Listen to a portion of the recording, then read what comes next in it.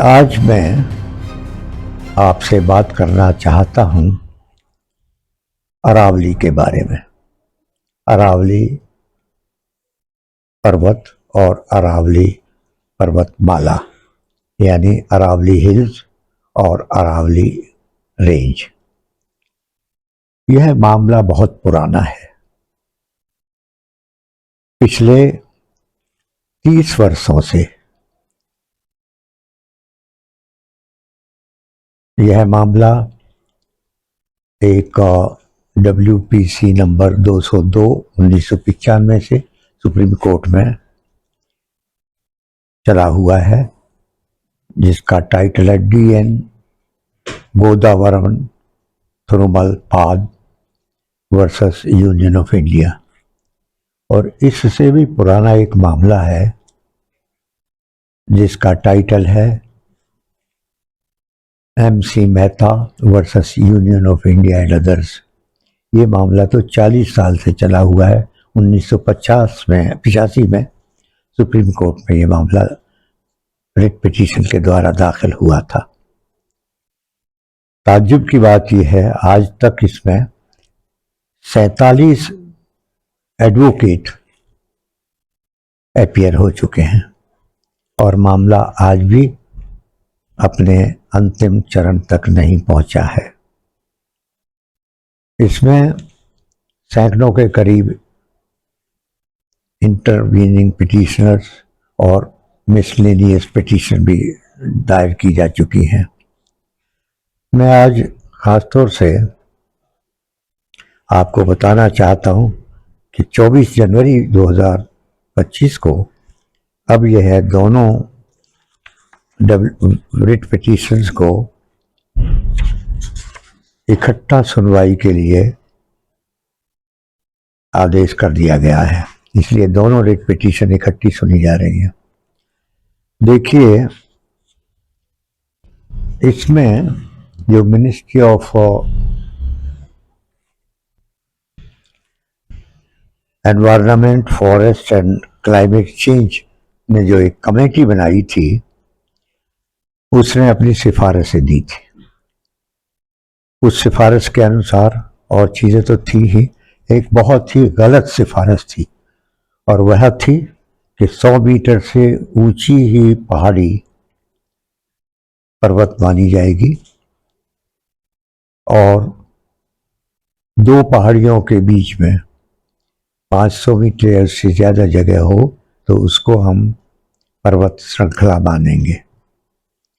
100 metre की ऊंचाई की अगर परिभाषा को स्वीकार कर लिया जाता तो राजस्थान में अकेले 12,180 स्क्वायर किलोमीटर में से केवल 1,048 पहाड़ियां बचती। 12,081 पहाड़ियों में से केवल 1,048 पहाड़ियां बचती, यानी 12वां हिस्सा रह जाता। और बाकी अरावली का भी तकरीबन 90% तो पहाड़ रहता ही नहीं, क्योंकि 90% से अधिक पहाड़ चोटी 100 मीटर से ऊंचाई से कम रह जाती है।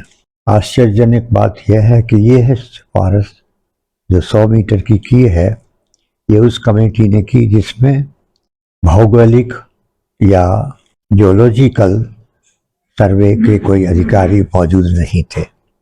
यह सिफारिश ब्यूरोक्रेट्स ने की थी और इस सिफारिश को करने के लिए जो जानकारी मिली है, सरकार का दबाव था कि आप 100 मीटर की या उससे ज़्यादा की ऊंचाई को ही केवल पर्वत माने। अब सवाल यह आता है कि यदि 100 मीटर की ऊंचाई या उससे अधिक ऊंचाई के ही पर्वत माने जाते हैं तो बाकी का क्या होगा। 2006 में एक परिभाषा राजस्थान ने भी दी थी और उस परिभाषा के अनुकूल रिचर्ड मर्फी को बेस बनाया था, जो एक भूविज्ञानिक थे, कि उन्होंने इस तरीका का सुझाव दिया है। वास्तविकता यह है कि भूवैज्ञानिक रिचर्ड मर्फी ने 2 बातें कही थी। एक ये कि अगर ऊंचाई देखनी है तो 100 मीटर से ऊंचाई को पहाड़ माना जाना चाहिए। लेकिन साथ यह भी कहा था कि अगर वो एक पत्थर का मास है, यानी नीचे से ही पत्थर आ रहा है और ऊपर कितना भी दिखाई देता है, उसको भी पहाड़ माना जाना चाहिए। अधिकारियों पर सरकार का दबाव पड़ा, सरकार पर दबाव पड़ा भू माफियाओं का या खनन करने वाले बड़े बड़े उद्योगपतियों का, व्यापारियों का, और सरकार ने ये सिफारिश सुप्रीम कोर्ट को दी तो सुप्रीम कोर्ट ने इसको स्वीकार कर लिया। पिछली सुनवाई के दौरान जो 20/11/25 को हुई थी, इसको स्वीकार कर लिया था। लेकिन जब यह फैसला लोगों में आया तो एक भूचाल सा मच गया। भूचाल इस बात का था कि इसका मतलब तो ये है होगा कि 90% से अधिक पहाड़ पर्वत रहेगा ही नहीं, और इसका नतीजा यह होगा कि दिल्ली में तो तकरीबन कोई पहाड़ बचेगा ही नहीं। हरियाणा में भी 90% से ज्यादा पहाड़ियों को पहाड़ नहीं माना जाएगा। हरियाणा में पहले ही हिंदुस्तान के संभवतः सारे प्रदेशों से कम हरियाली है। यदि यह पर्वत भी छीन लिया जाता तो भू माफिया और खनन माफियाओं का ये राज होता कि वो सारा इसके सारे पर्वत को निगल जाते। यहाँ यह भी बताना जरूरी है कि यह सब जो आदेश पारित हुआ तो इसके बाद अनेक लोगों ने पिटीशंस लगाई, इंटरवीनिंग पिटीशन लगाई, अखबारों में खबरें छपी इसके खिलाफ, और जन आंदोलन भी खड़े हो गए। सुप्रीम कोर्ट को भी लगा कि शायद ये फैसला गलत हो गया है, इसलिए 29 दिसंबर 2025 को स्वयं सुप्रीम कोर्ट ने इसका स्वयं संज्ञान लिया, और जिसको हम अंग्रेजी में सू मोटो पिटीशन कहते हैं, यानी कोर्ट ने अपने आप ही पिटीशन तैयार की, अपने ही कार्यालय से पिटीशन तैयार करके लगवाई और उस पर सुनवाई की, क्योंकि कोई पिटीशनर उनके पास जब तक गया नहीं था। लोगों ने एप्लीकेशंस वगैरह लगाई थी, लेकिन कोर्ट ने यह उचित समझा कि संभवतः हमसे कुछ गलती हुई है, इसलिए हम अपनी एक सुमोटो पिटीशन डालते हैं। सुमोटो पिटीशन पर विचार करते हुए कोर्ट ने ये महसूस किया कि ये गलत हुआ है, और यह भी महसूस किया कि जो कमेटी बनाई थी ministry of environment, forest and conservation, वो गलत फैसला उसने दे दिया।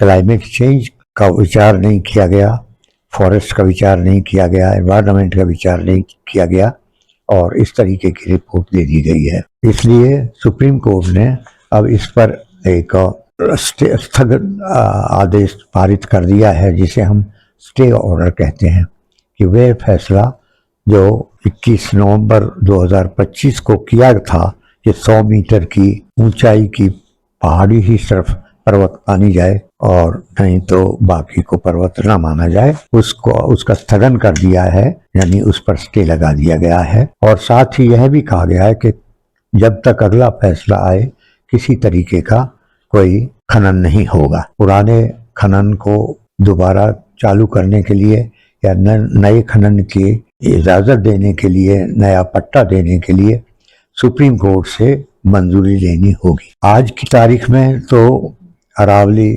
पर्वत श्रृंखला बच गई है, लेकिन स्टे में है। नहीं कहा जा सकता कि सुप्रीम कोर्ट अगला फैसला किस आधार पर और क्या करेगा। आप सभी जानते हैं कि अरावली एक हरे भरे फैब्रिक की तरह से माना जाता है। ये हमारे वायु को, प्रदूषण को कम ही नहीं करता है, वायु को स्वच्छ ही नहीं बनाता है, बल्कि इसके साथ साथ ये बहुत बड़ा ग्राउंड वाटर का सोर्स है। इससे जो नीचे एक्वीफर, जिसे हम कह सकते हैं नीचे एक तरह का तालाब या झील, उस पर भी बहुत बड़ा प्रभाव पड़ रहा है, खासतौर से फरीदाबाद में और अरवल में। अलवर में भी यही हाल है। वहाँ के जो एक्वीफर हैं वो पहले ही उन पर काफी बुरा असर पड़ चुका है। इसके साथ ही अरावली को ये माना जाता है कि ये रेगिस्तान को, हमारी उपजाऊ उत्तरी भारत की मैदानों को बीच एक दीवार का काम करता है। यह भूभाग को उपजाऊ भूभाग को खासतौर से रेगिस्तान होने से बचाता है। बेतहाशा शहरीकरण और माइनिंग की वजह से अरावली पर बहुत बड़ा दबाव है, इसलिए अरावली को बचाना बहुत आवश्यक है।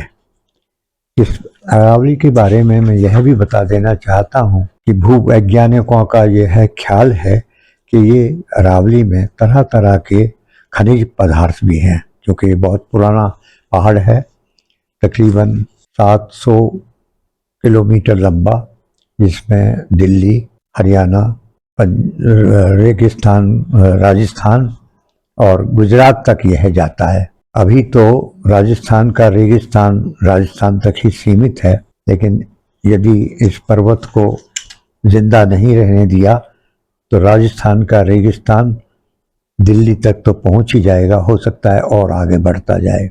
राजस्थान में जैसा मैंने बताया 12,081 पहाड़ियों को पर्वत न मानना इतना बड़ा अन्याय होगा कि राजस्थान में जो करोड़ों लोग इस पर्वत से रोजी रोटी कमाते हैं उनका सब धंधा बंद हो जाएगा।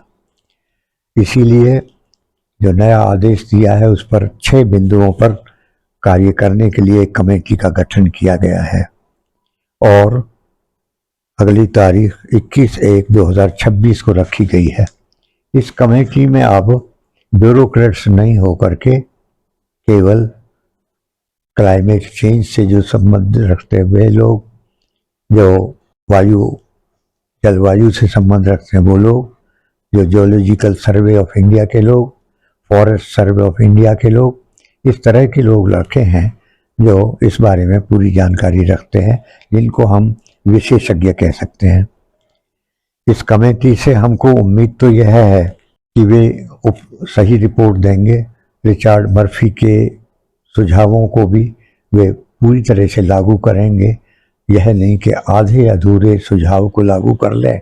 100 मीटर की ऊंचाई को तो मान लें, लेकिन जो एक भूमास है जो नीचे से ही पहाड़ आ रहा है और ऊपर भी दिखाई देता है, उसकी ऊंचाई से कोई संबंध नहीं है, उसको पहाड़ मानना ज़रूरी हो जाएगा।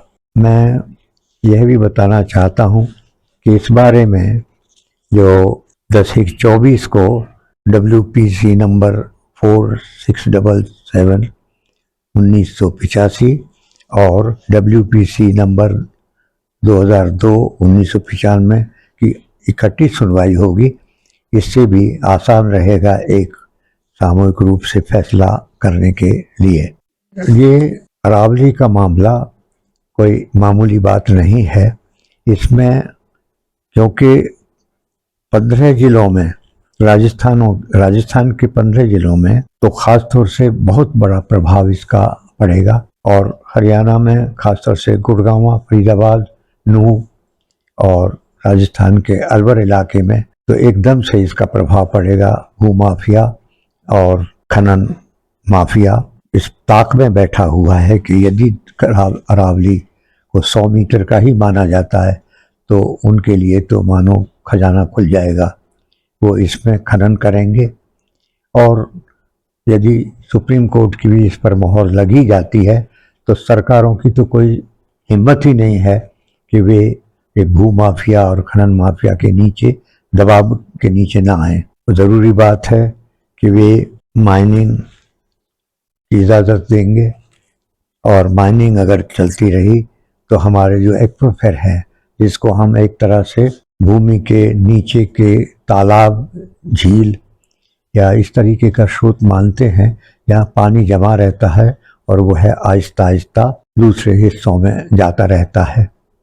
आप लोग जानते हैं कि हमारा जल स्तर जो कभी 15-20 फुट हुआ करता था फरीदाबाद में, आज 250-300 तक पहुंच गया है।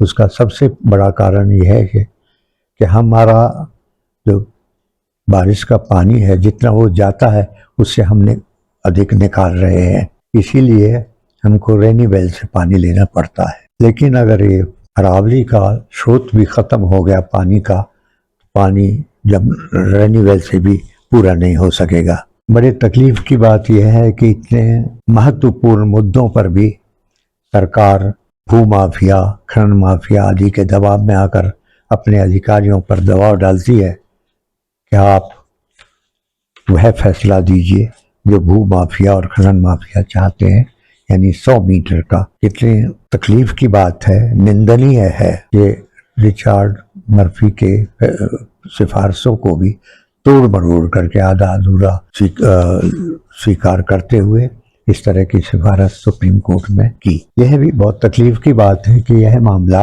जब 1985 तक से शुरू हुआ, 1995 में दूसरी पिटीशन बीच में डाल दी गई। 43 एडवोकेट इसमें अपियर होते रहे वक्त बेवक्त और सैकड़ों ही intervening petitioner, multi civil petitioners, miscellaneous civil petitioners दाखिल होती रही हैं। उसके बाद भी किसी तरीके का फैसला नहीं हुआ है। इसलिए मैं अपील करता हूं कि जिस तरीके से राजस्थान में इस फैसले के खिलाफ बहुत बड़ा आंदोलन खड़ा हो गया है, हरियाणा में भी इस तरीके का आंदोलन होना चाहिए। आखिर सुप्रीम कोर्ट के भी कान भी हैं, आंखें भी हैं। सुप्रीम कोर्ट देखती है कि जनता में हमारे फैसले का क्या रिएक्शन हो रहा है, और ये विश्वास कीजिए कि सुप्रीम कोर्ट ने जो 29 दिसंबर 2025 का फैसला किया है वो जनता के दबाव में, जनता का रोष देखते हुए और अनेकों एडवोकेटों द्वारा पिटीशन डालने के पश्चात स्वयं एक मुकदमा दायर कर लिया, सुमोटो जिसको कहते हैं, दायर कर लिया